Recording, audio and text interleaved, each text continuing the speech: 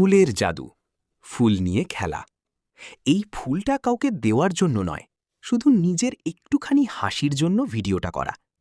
হাতে ধরা একটি ফুল, এবং ফুল মানি ভালোবাসা, কোমলতা আর সৌন্দর্যের মিশেল।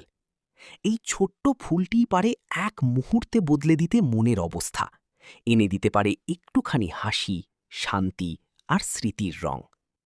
ফুল নিয়ে খেলা বলতে বোঝায় ফুল ব্যবহার করে নানা রকম আনন্দদায়ক কার্যকলাপ, যেমন ছোটবেলার ফুল টোকা বা ফুলকলি খেলা, ফুলের তোড়া বানানো, ঘর সাজানো বা বাগান করার মতো বিষয়গুলো। এগুলো সৃজনশীলতা বাড়ায়, মন ভালো রাখে এবং প্রকৃতির সাথে সংযোগ স্থাপন করে। এমন কোনো লোক নেই যে ফুলকে ভালোবাসে না, এমনটা বিরল। তাই সবার ফুলের প্রতি শ্রদ্ধাশীল।